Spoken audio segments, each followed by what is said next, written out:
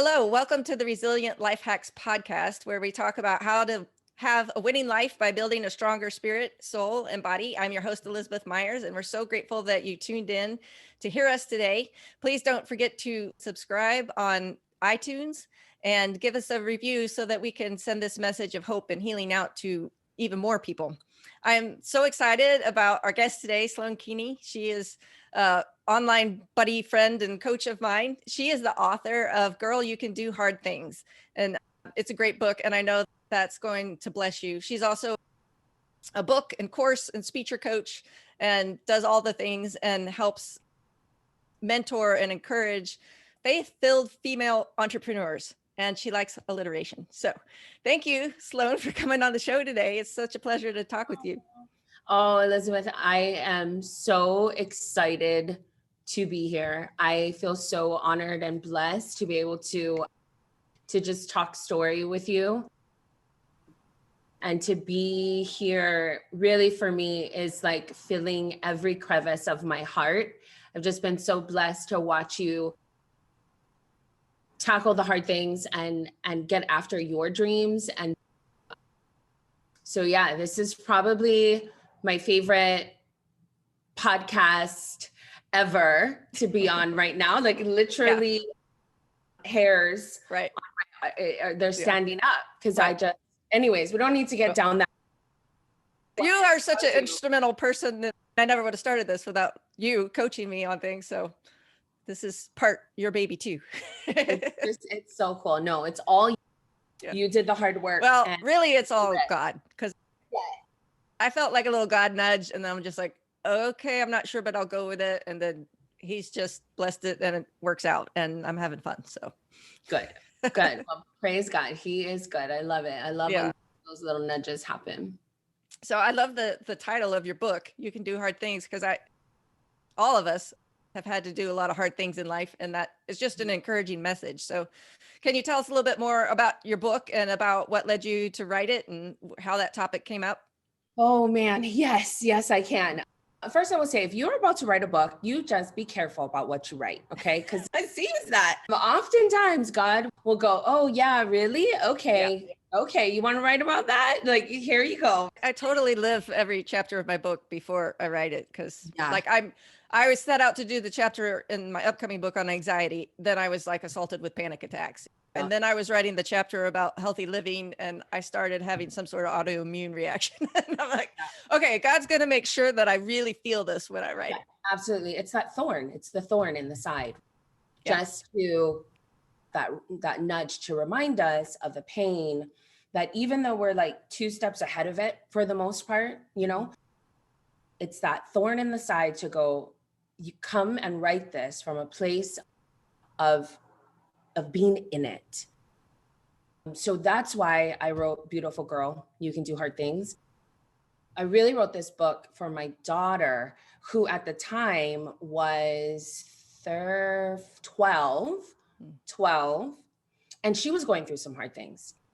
Raising a girl in this day and age is not an easy task that the Lord has blessed us mamas with girls with. And she was going through the things. And I started to, as I think us parents do, as moms do, I started seeing her struggle in my struggle and what I went through with peer pressure and being teased and not fitting in, and we just want to fit in, and just all these things were happening. And I was actually in the middle of writing a book, but it was a different book. And as I started to try to be there for her and coach her up and do all the things, and she was like, don't talk to me, you don't know anything. Like, I remember literally getting into it with her, and she was like, you don't know what it's like to be a teenager. And I was just like, girl, you don't know what I know. I know. And my story is that I was 16 and a young mom, 16 years old. I found a baby in my belly, and I really had to hone in the art of resiliency. I call it resourcefulness, but I love Elizabeth, the mission that God has her on, in talking about resiliency, because really when I look back on that time in my life, I think, first of all, I think, but God. Okay. And then second of all, I go, oh, wow. For some reason, he chose me. And I will never forget, 16 years old. Y'all remember, I was 16 years old, but in my mind, somehow I felt like I can do this. And like, I was like, I can do this. And so I will never forget being in the delivery room when you're a teenage mama. It's a high risk pregnancy. There were tons of people in the room. And I was 16. I didn't know that this was a thing. And I remember as soon as I delivered Mark, my son, who's now 22, and doing well and great, graduated film school in California, living out his dreams, long story. Yeah. So I like to plug that, that I remember all the things went off and the baby came out and the things and the nurses and everything. And the room finally settled and cleared. And I had him in my arms, and it was like a moment of where I was looking into nurses and doctors and like my parents' eyes, and they had this like fear and this scare, like they just looked scared and happy at the same time. Yeah. And I remember it got quiet and they all left, and I was holding him and looking out the hospital window and literally looking at him, and all I could do was make him a promise. And I just promised him that I wasn't going to give up on my dreams, to show him like that he could do whatever he wanted to do too. Like almost like I needed to prove to him that no, like that fear in their eyes, like all those people, their eyes, like that's not the fear that I will allow in my eyes. Yeah. When I look to own that. I will not own that. And so that resiliency started there, the art of resourcefulness and the beautiful girl, you can do hard things story. That's where it started. So coming back to my daughter, when she was telling me, you don't know, I was like, oh yes, I do. And I will put it in 9 chapters. Yeah. I'm going to put it in a book, and I'm going to give it to you, and you will have this book for the rest of your life.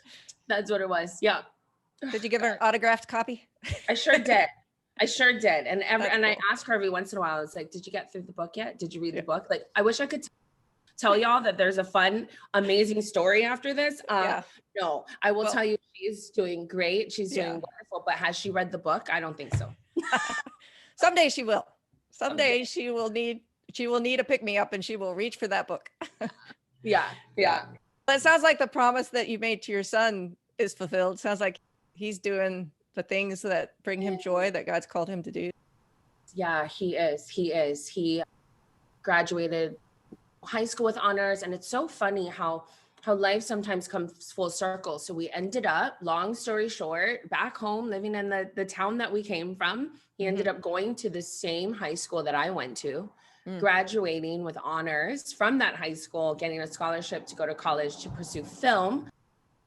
And yeah, he's living out his calling. And I will tell you, when he graduated from high school without a baby, I was like, we did it. We did it. We are good. We are safe. We can move on, right?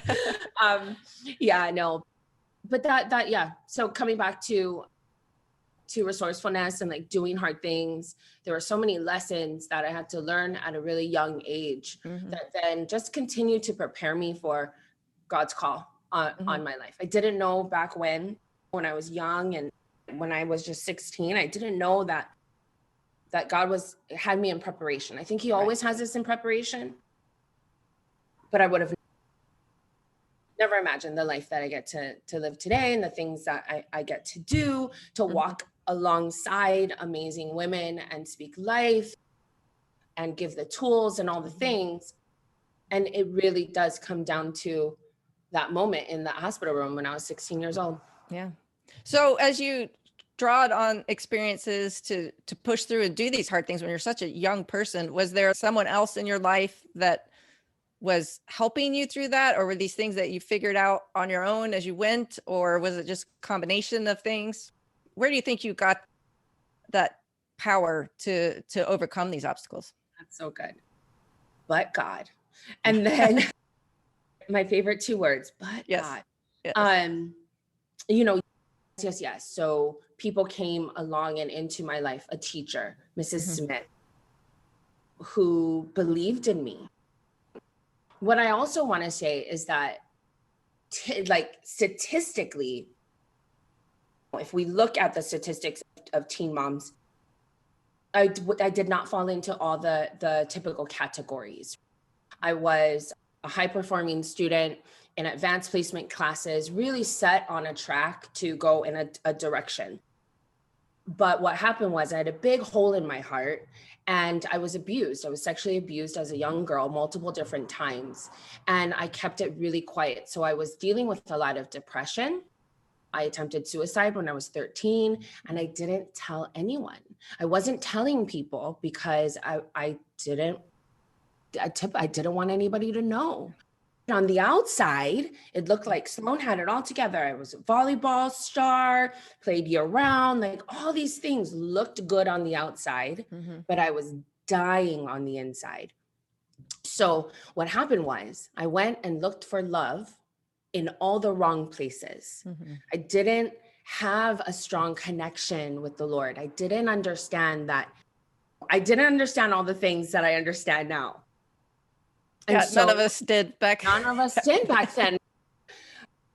And so long story short, I ran into the arms of a boy that was hurting as well, entered a super codependent, abusive relationship and got pregnant. And I guess I'm telling you this because the context is important. I think even now, as we're old women now and doing our things, sometimes that outside perspective that we portray, but yet inside the pain that we're holding on to. That's why I love podcasts like this and women like you, Elizabeth, who say, hey, let's talk about the hard things. Yeah. Like we can put on the makeup, and I put on some makeup for. And we can post that Instagram photo.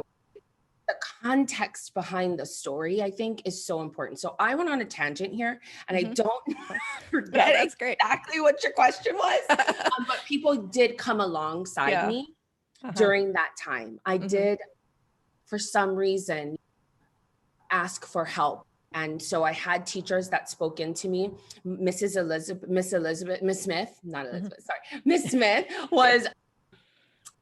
was a teacher who actually believed in me. And I remember her telling me in AP government, she was like, she made me every year she would like choose a student body and she would give awards based on whatever. And so she made me the vice president. And I remember thinking like, why me, right? Daniel Evans was the president and he was like so smart. I copied off of Daniel Evans. Thank you, Daniel Evans, if you're out there.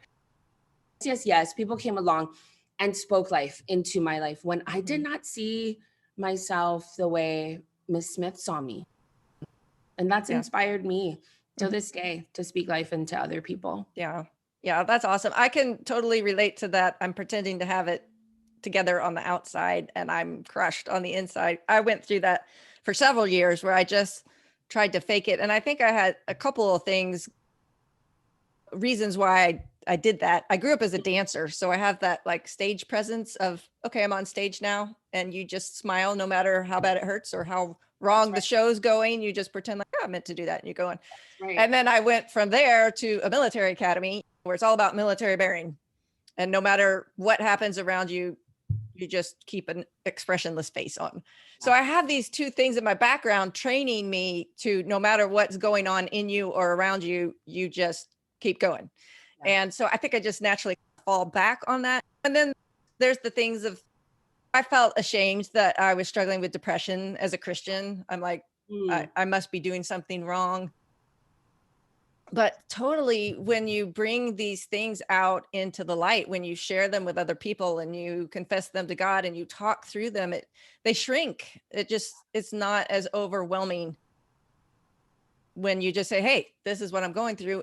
And the number of people that come up and say, me too, I've gone through that, or I've been through something similar. And I never would have known if I hadn't have said something first to cause them to respond that way. Yeah, that's so true. I think that's why the power of story So for the last 2 years, I've been with self-publishing school, helping them to coach up some authors become entrepreneurs, but authors to tell their story. And over the course of 2 years, I've come across over 500 clients and been blessed to hear their story. And if you didn't know before, know this: everyone has hurt and everyone is hurting. So that's the other thing that I realized is like the process of resiliency, it doesn't end. Like I remember going through, like being in the hard things and going, okay, when is this going to stop? God brings us through all kinds of seasons, but thinking that just, okay, I'll be happy when I get to that whole thing. Okay, we'll get out of this. That lie. that is a lie from the pit of hell. Oh yes. And the like, okay, after this is done, right, then I will. And I'm here to tell you, y'all, 2020 has been a wreck for me, just like a lot of other people. Crazy, just insane year that I've had. Lots of endings of things. But what I found in this year, I love your word, Elizabeth, has been resiliency. You and the group that I work with at Self-Publishing School, my community of faith-filled female entrepreneurs, I do alliteration, has reminded me that showing up, even when things are hard, and being honest about it is the best thing ever. It's that what you're just talking about, right? Like actually facing that fear, actually saying, I may have my makeup on today, but inside I'm hurting, but I'm going to come and do the best that I can. So just give me some grace. And then somehow as you're in that space and you're showing up, it does exactly what you said. The Lord comes in and he's able to, just like that Japanese mosaic clay, put it back together with the light that can shine through it and the pieces that get put back. And I have seen his majesty in this year. And I think that's oftentimes like I have been living out worshiping him in my brokenness. And that's the resiliency that only a God that we serve can give us, that even in the midst of all your hard things, that there is so much joy. Now I'm going to cry. So water's coming out of my eyeballs. You know, it's just, it's true. I love that. It's when we're at our weakest, that's when he shows up strong. And I feel like his light is able to shine through us better with the cracks.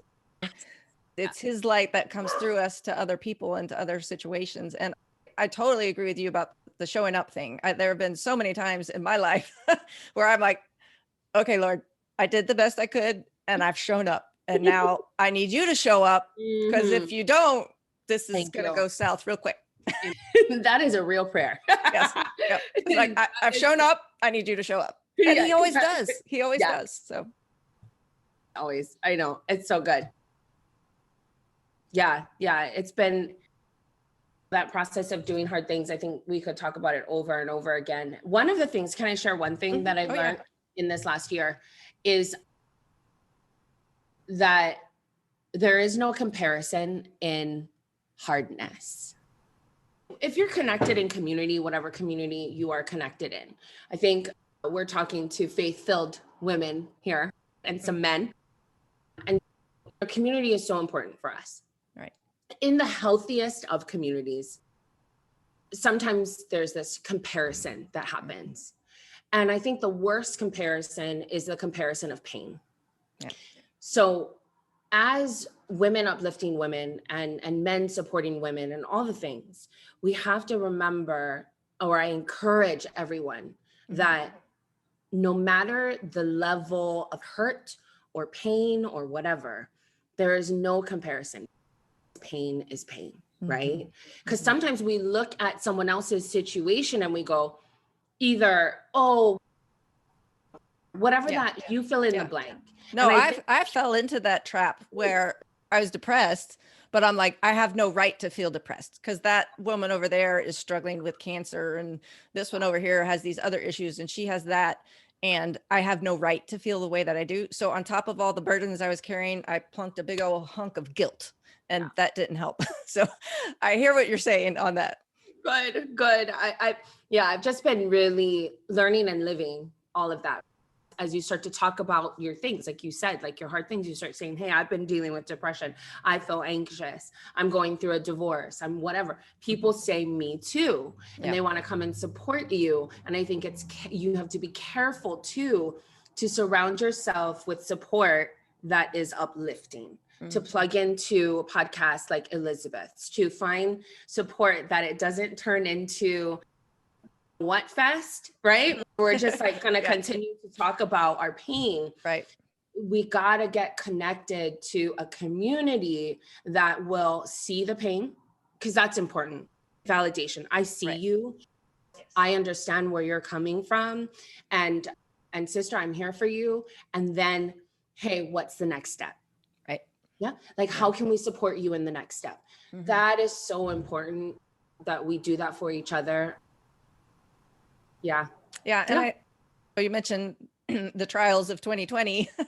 And I think this is really an excellent opportunity for us to come together. Unfortunately, there's a lot of forces in the world that want to divide us and keep us apart. But in Christ, we're all one. And even that was Jesus' final prayer before he died, was for unity, for us, for the people who would believe in him to come. And so I think we have unprecedented, to use that favorite word, times where we can pull together and support each other. And I was just hearing on the radio, they were talking about a ministry that these people do to give food to needy people around Thanksgiving.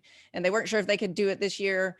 And their goal is like 500 turkeys, but they got enough meals for 1,300 families because people were so generous and so helpful this year.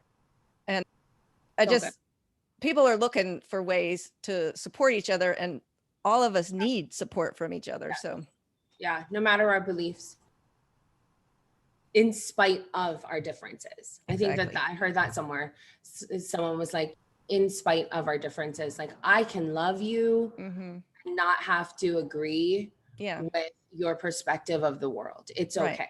It's okay. And I don't know where we got this idea that if we disagree, we have to hate each other. Because I'm like, I don't even always agree with myself. I argue with myself.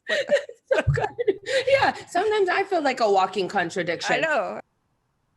I don't know if I'm crazy, but I have different parts of my brain that will have a conversation about something and, well, no, do it this way. No, you can't do that.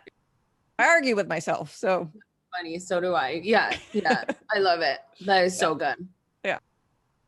Our time flew by. I love chatting with you. I love hearing your story and everything. But as we wrap up, let people know where they can reach out to you and connect with you and get your book and the latest things that you're working on. 100%. It's super easy. Just go to sloanekini.com. I'm sure Elizabeth will hook it up in the show notes. And that's where we live and build community. And we're having a great time. Okay. Awesome. And your book again is Girl, You Can Do Hard Things. And I assume people can get that on Amazon and head over to Amazon. It is there. Yes. Awesome. And I'll put all those links down in the show notes so that people can reach out and connect with Sloane and get more of her wisdom and encouragement. She's just full of energy and wisdom and grace and a lot of fun. So we thank you all for tuning in today. And if you haven't done so already, please subscribe, follow, do all the things, share the stuff, give us a review. And the reason why is not just a vanity thing, but it's that feeds the little algorithms in the cyberspace that help us get this message of hope and healing out to more people, because there are a lot of hurting people out there who need to hear it. And so it's for their sake that we want to do those things so that people can find these messages that they need to hear. Thank you all so much for listening, and we will catch you again next week. Bye.